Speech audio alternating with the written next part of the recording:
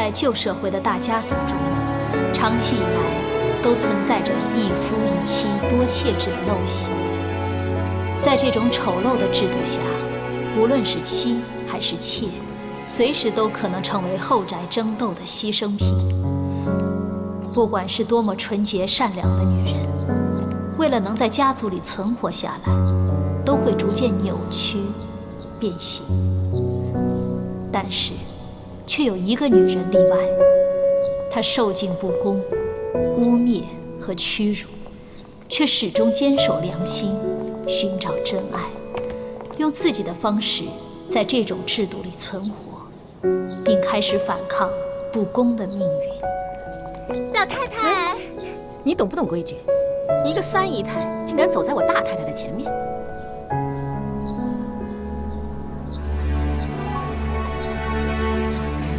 太太好。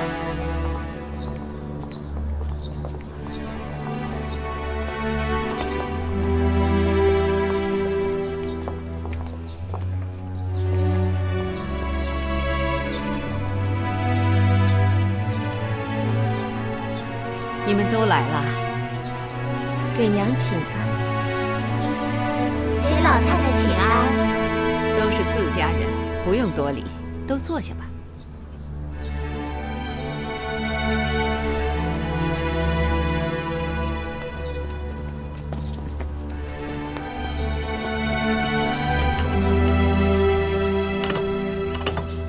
老太太，这是采薇小姐特意给老太太做的3七鸡汤。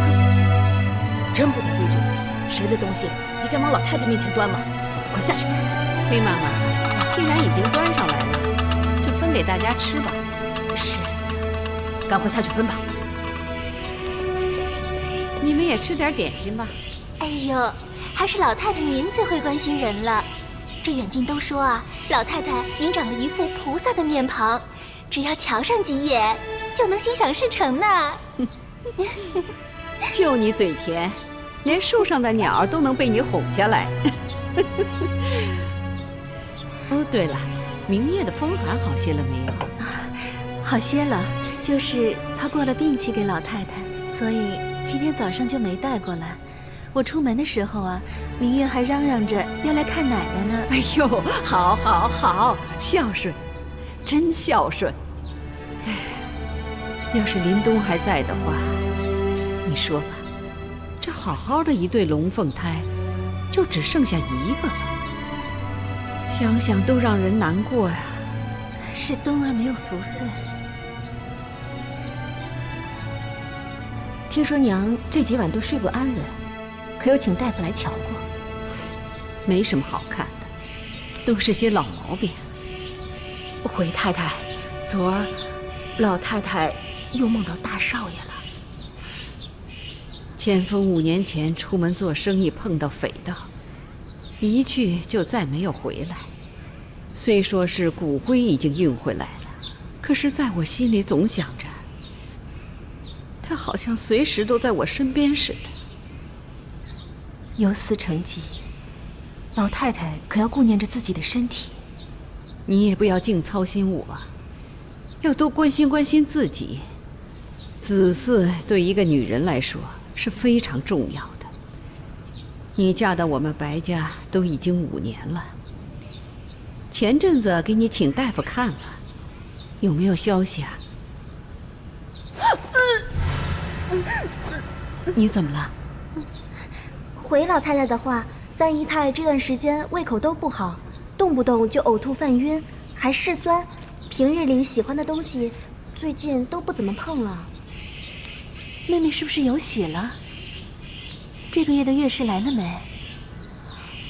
好像是晚了一些。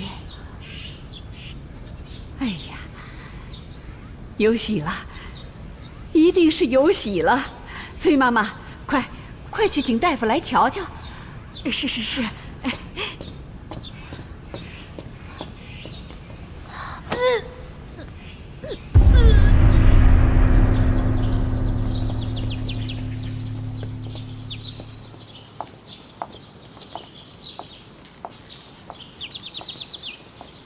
姐姐，这是去哪儿啊？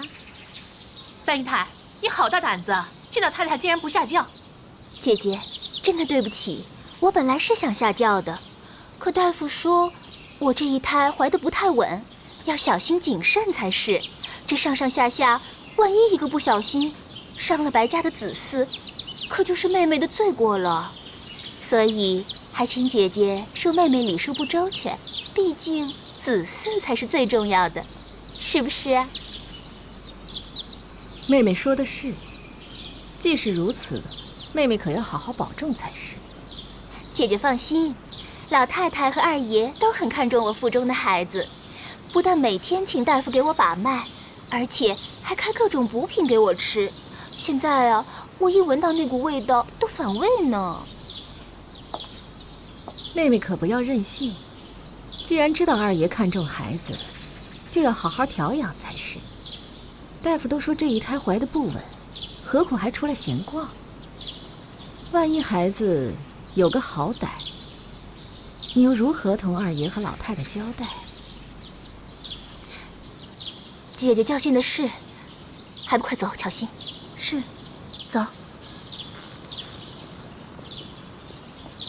对了，姐姐，大夫说看脉象，我这一胎很像一个男孩。二爷听了特别高兴，说我们白家终于有后了。走。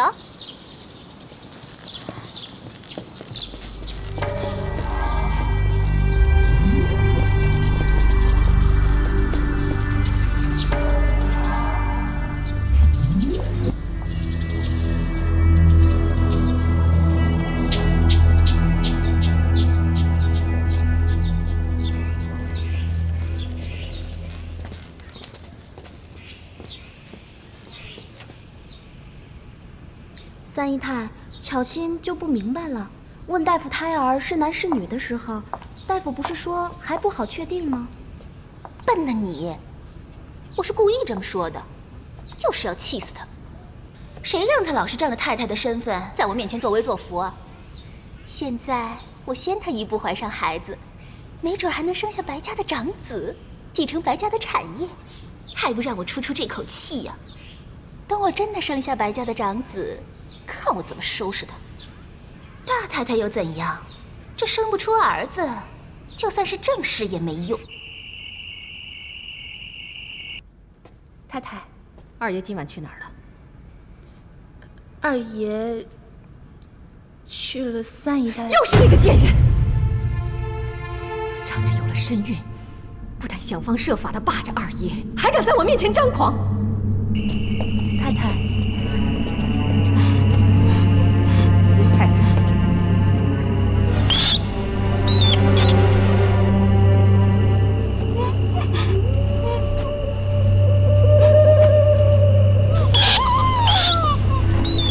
我送你过去，就是叫你看着那个小贱人。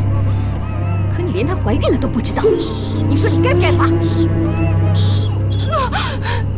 太太饶命啊！太太，不是我不想听太太的话，可是三姨太只让我在外间伺候，不许我进屋。这次三姨太有孕的事，我真的是一点都不知道。太太，那好，我再给你一次机会。你要是再办不好，可别怪我心狠。你要知道，你的卖身契在我手上，我就算要了你的小命，也是轻而易举。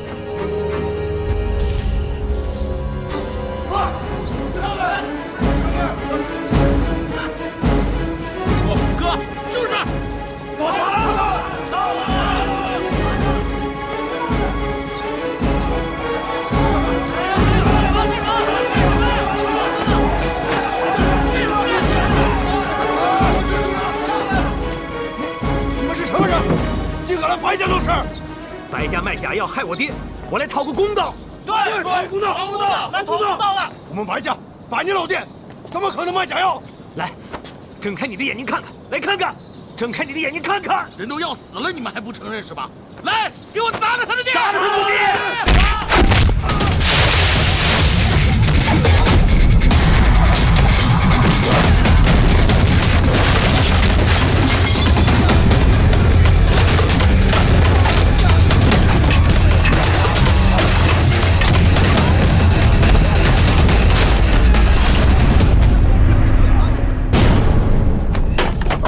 住手！二爷，都给我住手！二爷，干什么？你们是土匪吗？流氓吗？竟然敢和人在药厂里打架！这里是药厂，不是土匪屋。二爷，不是我们协调的事儿，是他们来砸场子。对呀，就是他们来砸场子。你以为你谁呀？你们白家比土匪更卑鄙，平日里装出一副慈善家的样子，你们背地里干尽了伤天害理的事情。你这话什么意思？我爹得了吐血之症，用了你们白家的3期，病情反而没好，变成了这个样子。大夫告诉我们，你们白家卖给我们的是假药，我爹可能快不行了，是你们白家害成这个样子。如果我爹有个3长2短，我爹要你们偿命。你要干什么？你们将这位老先生抬进去。德贵，快去请马大夫过来。是。干什么？哥，马大夫是咱县里最好的大夫，说不定能救咱爹。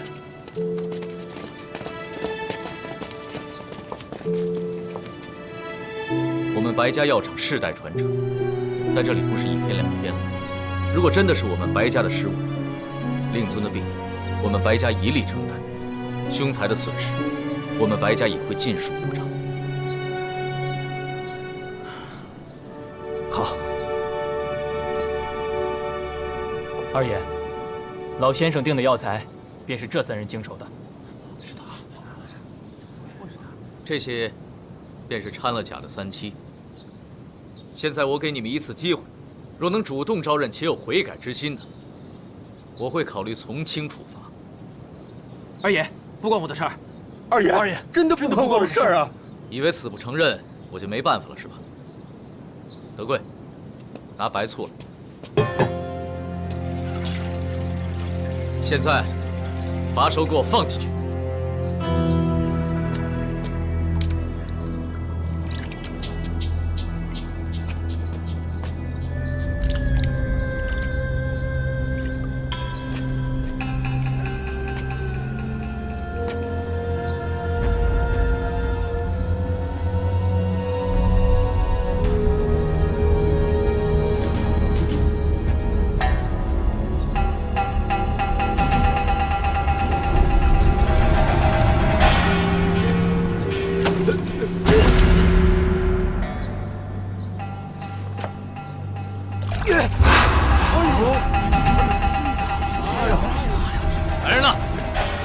之人拿下！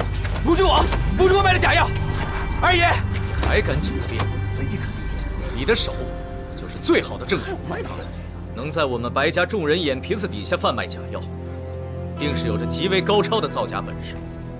你费了好大功夫，将这藤3期伪成3期，却不想，你经常接触藤3期的手，便是你最大的破绽，而醋，便能让你手上残留的藤3期之液显出痕迹来。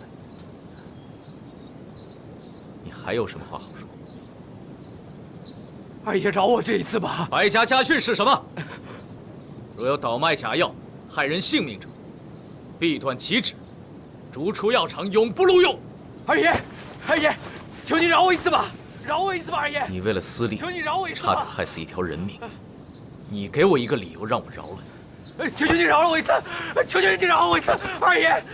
来人呐，把他拉下去，断了他的手指，再把他逐出药厂。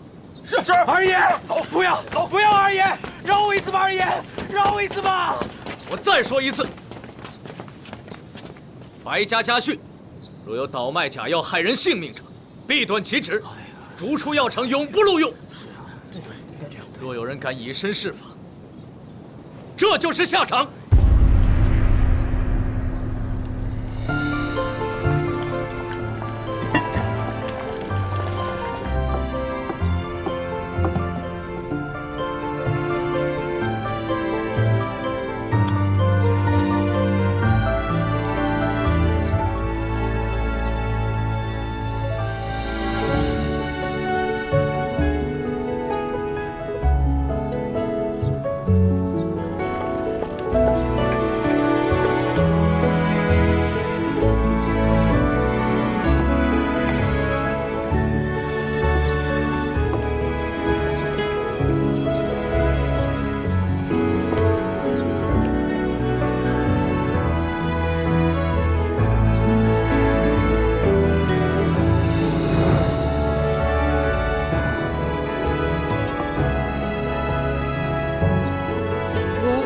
奇怪吗？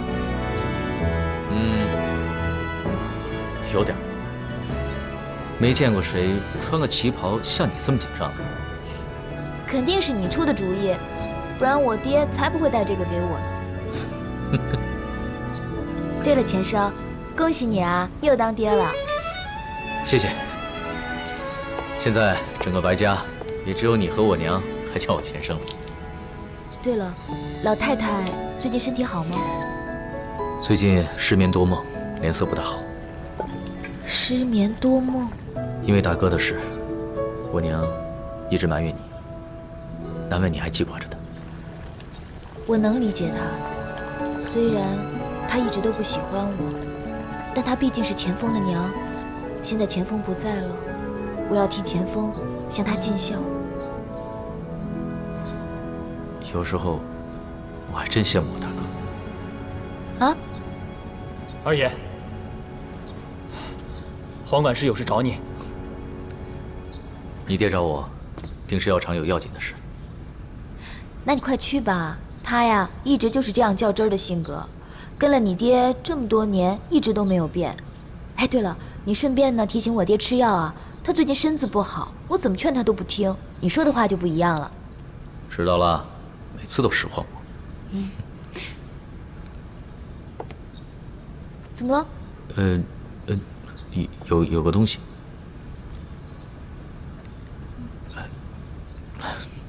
我来帮你。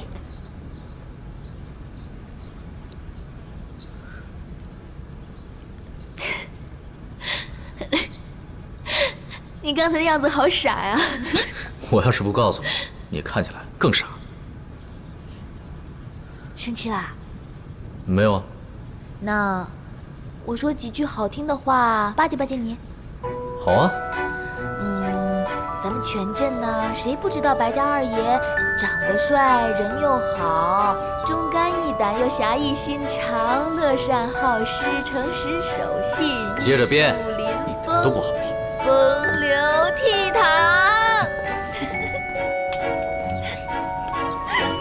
小姐，我刚才好像闻到了一股不寻常的味道。你属狗的？哎呀，我是说二爷。二爷怎么了？难道你没有发现，二爷看你的眼神很不一样吗？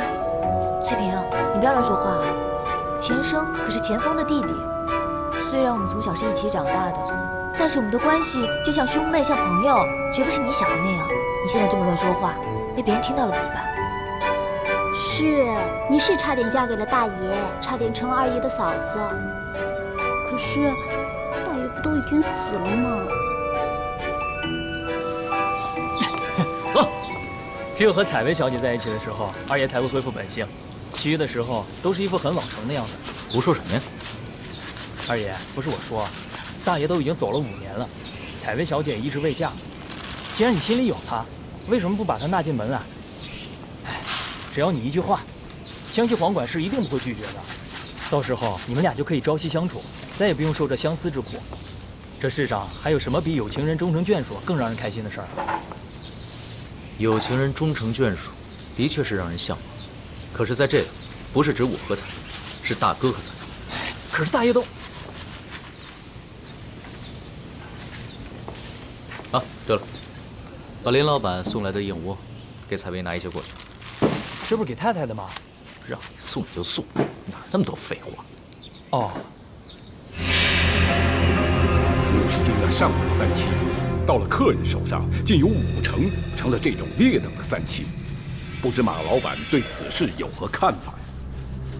白家药园运输是你负责的，不是我。黄管事，你怎么这样问我呀？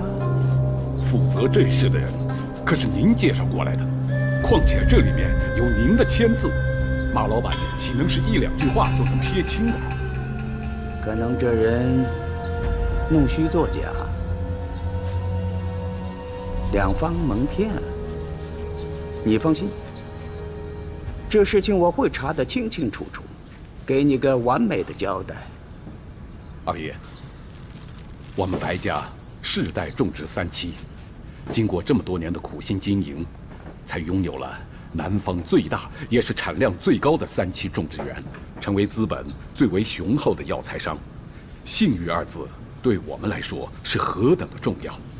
我这一辈子跟着老太爷和二爷经营白家的招牌，我绝对不允许有人再故意的破坏它。既然这一次是马老板的失误，那就请马老板能够妥善处理此事，尽力的挽回我们白家药园的声誉。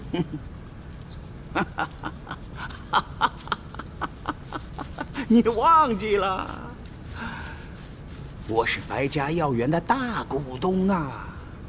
我会搬石头砸自己的脚吗？好了，都不说了。2位都是前生的长辈，看到2位长辈为我们白家如此尽心尽力，前生啊，甚是感激。我相信此事，马老板也是被蒙在鼓里。好在发现及时，又有黄管事妥善的处理，应该不会对我们白家的声誉造成什么影响。当然，绝对不会。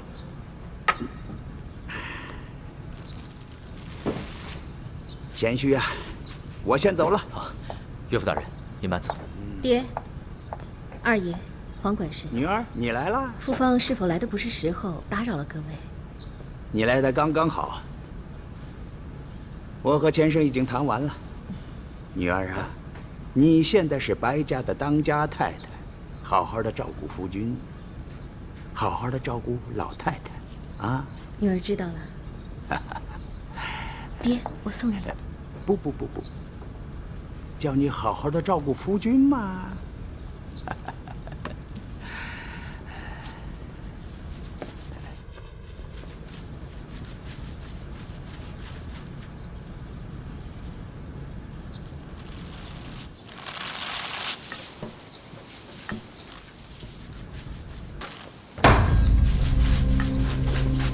老家伙，处处跟我作对。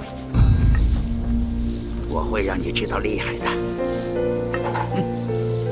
黄管事，这身子不好，就要吃药。要是身子垮了，还怎么为我分忧呢？一定是采薇那丫头在二爷面前嚼舌根了吧？采薇也是为你好嘛。我知道了，谢谢二爷关心。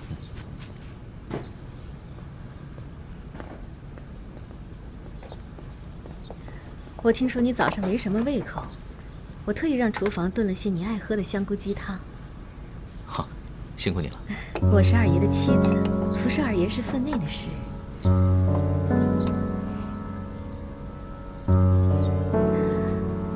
对了，大爷都过世5年了，黄姑娘难道真打算一辈子为大爷守节？说起来，她虽然和大爷情投意合，但毕竟没下定，算不得大爷的人，没必要为大爷守节的。这样吧，我娘知道不少家境好、人品好的公子，不如让我与他保个媒如何呀？这是皇家的事，我们不宜插手，你就别多事了。二爷说的是。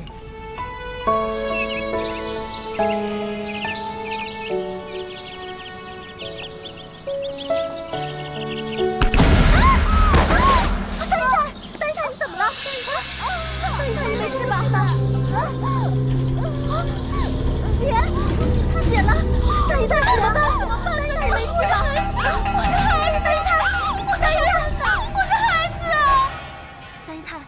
些了吗？药。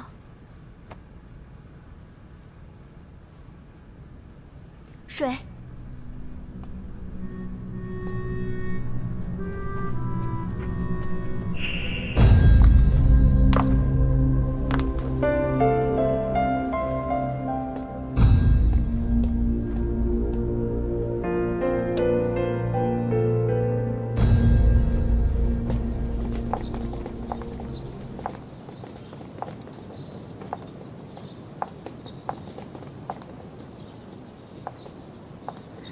太太，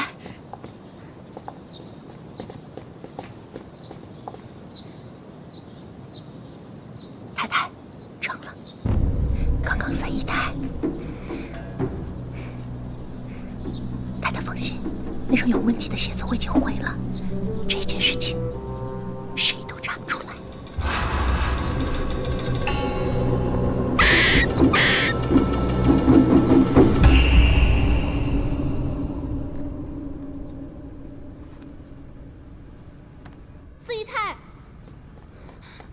四姨太，刚才三姨太在花园里摔了一跤，她好像动了胎气。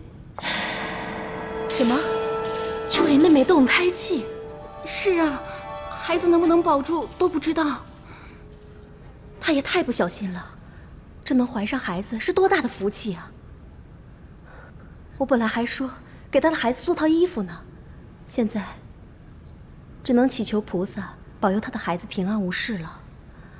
都说是因为三姨太接近了废院，被废院里的冤魂索命了。冤魂？冤魂索命，这手段可真高明。丫鬟婆子下人一大堆，她也下得了手。你查到什么线索了没有？我派人仔细查过了，没发现任何破绽。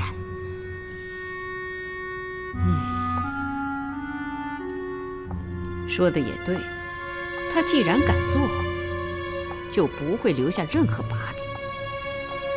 不过，就算他的手段再高明，这生不下儿子也是枉然。这说起来啊，老太太您家里祖传的药真厉害。您在她的饭菜里不知不觉地下了5年的药，到现在她都没有察觉。这药呢，是我们白家的祖传秘方，放在菜里无色无味，就算是大夫也察觉不出来。也不能怪我狠心，前生不是我亲生的儿子。你说，要是让傅芳生下长子，在白家还有我这个老婆子容身之地吗？所以，无论如何，只能让其他的女人生下长子。傅芳想要在我们白家占有一席之地，她就只有依仗我。哦，还好三姨太她没有小产，刚才大夫也说了，只要她静心休养，这个胎儿啊还是很有希望保住的。别说她了，这个秋林也真是的，竟然一点防备都没有。是，在这后宅之内，容得下的是精明，容得下的是手段，绝容不下愚蠢。你瞧瞧，我之前怎么跟你说的？要你小心些。大夫都说你这一胎怀得不稳了，你还在外面闲逛，这不差点就伤了腹中的孩子。你腹中可是白家的子嗣，要是有个什么好歹，你怎么对得起白家的列祖列宗？姐姐教训的是，我想秋林妹妹她不是有心的，好在是有惊无险。妹妹，这下你可要静心调养了。不过好好的，怎么就摔跤了呢？你们说说，你们是怎么照顾三姨太的？不错，主子出事就是你们下人的责任，理应受罚。来人，把这几个丫头拖出去，打10板子。太太饶命！三姨太走平地都会崴脚，是住口！做错了事还敢在这里妖言惑众，你叫巧心是吧？再多加10板子。三姨太不会调教下人，还有我呢。拖下去。什么事啊？吵吵嚷嚷的。二爷，二爷，这不关巧心的事。二爷，要怪就怪我吧，真的是我不小心。我都听说了啊，你身子不好，就不要起身了。好在是有惊无险，以后可不要这么大意了。二爷，这次是我不小心崴了脚，真的不关巧心的事。巧心是跟我一起长大的，我跟她情同姐妹。二爷，求你饶恕巧心吧。二爷，国有国法，家有家规，下人犯错理应受罚。父方身为当家太太，管教下人正是父方的责任。二爷，求你了。父方，你说的不错，只是现在秋林的身子不好，大夫说了需要尽心照顾，不能受到惊吓。我看呢，就暂且饶过他们，将功补过，再出差错，绝不轻饶他们。巧心还不快谢二爷！谢谢二爷。二爷，您看这鞋，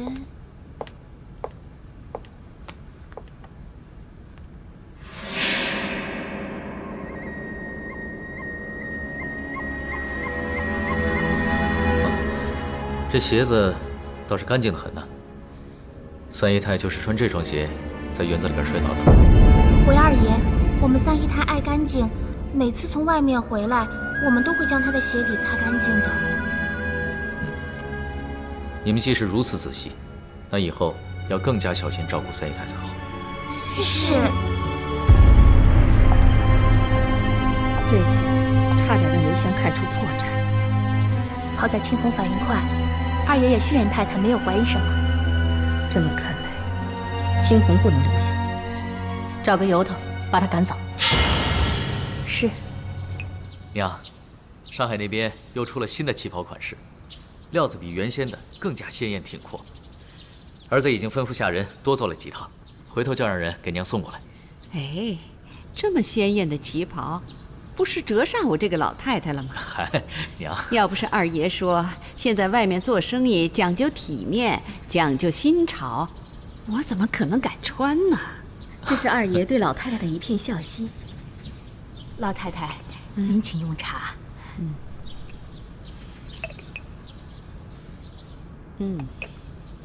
二爷，最近你给我送的这个安神茶真好，我喝了之后啊，睡眠好多了。什么安神茶效果竟然这么好呀？二爷，这安神茶是用什么做的呀？二爷想藏私了？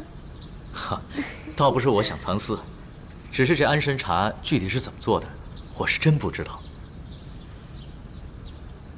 娘，这安神茶是采薇特地为娘做的。采薇？采薇也是一片孝心。哦，叫他过来吧，我想见见他。是，娘。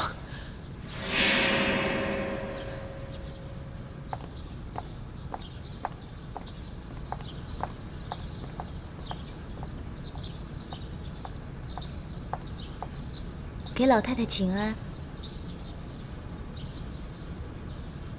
采薇啊，你做的安神茶，老太太喝了之后感觉特别好，你快跟老太太说说你是怎么做的。采薇听说老太太最近……走近一点，我听不见。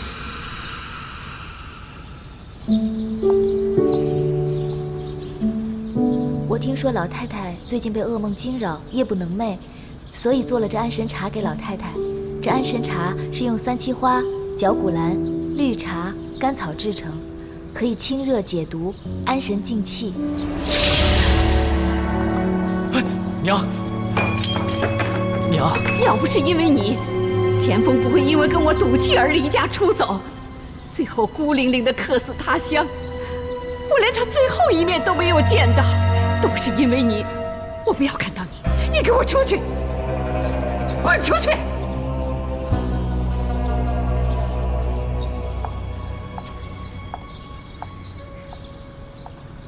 娘，你。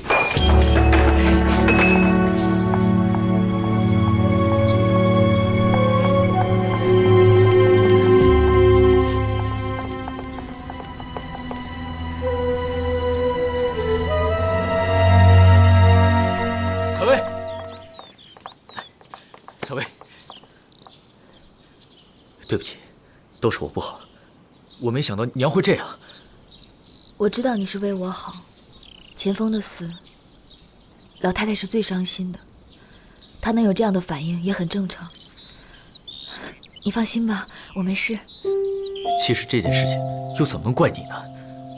话又说回来，当年若不是娘强烈反对你和大哥的事情，大哥也不会一气之下就出远门，也不会就……你千万不要这么说，在老太太面前更不能这么说。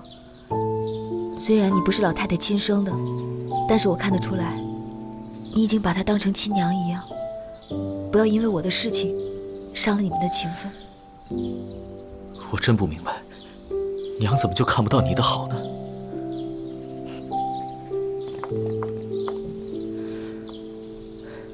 我送你回去吧。不用了，我自己可以的。采薇，我相信娘总有一天会解开心结的。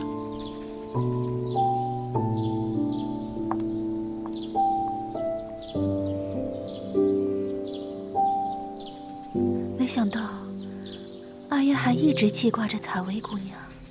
你说什么？你刚才的话是什么意思？梅香师爷，请太太原谅。我要你一五一十的告诉我，二爷和黄采薇之间到底有什么事？你之前是二爷身边的丫鬟，他们的事你一定很清楚。没有，他们……二爷只是从小就很喜欢采薇，但是他知道大爷和采薇情投意合之后，就没有把心思给说出来。我还记得，当时二爷知道采薇和大爷偷偷来往的时候，二爷当晚就喝得酩酊大醉，然后还不停地哭。迷糊之间，他拉着我的手叫采薇。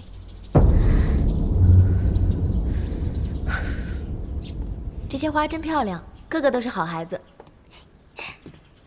我的好小姐，哪有人把三七当孩子的？这些三七是我和钱枫亲手种下的，这几年也是我一直在照料，帮他们施肥排水。三七对生长环境要求特别苛刻，光照、湿度、温度差一点都不行。我们可以在这儿养活这几株三七，实在是不容易。说是我亲手把它们养大的也不为过，可不就是我的孩子吗？小姐，已经5年了，你还年轻，以后的日子还长呢，你总不能守着过去一辈子吧？是啊，都5年了。我想钱枫也一定不想看到他娘还在为他伤心难过。我真的好想替他尽孝，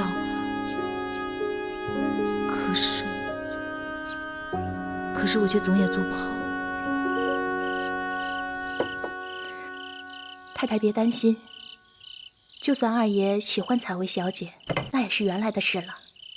现在采薇小姐立誓不嫁，老太太又视她为眼中钉，他俩绝无可能。太太，喝药吧。不要说起情分的话，二爷心里从始至终就只有一个人，谁都没有办法替代。你们想干嘛？当然是来找你报仇，有什么可着急的？我娶你就是了。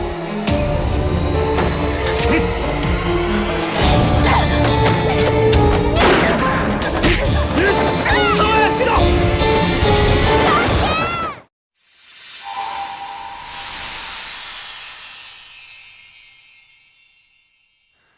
长亭外，古道边，寻梦的人路遥远，只为那一朝芳草碧连天。苦与乐，弹指间，就算千里是烽烟，我相信一切有峰回路转。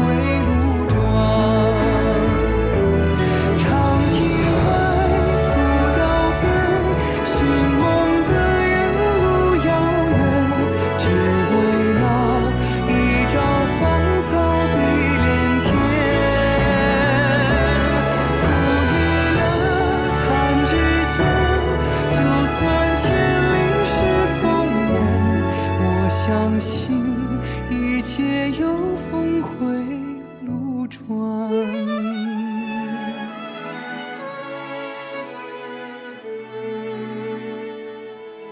苦与乐弹指间，就算千里是烽烟，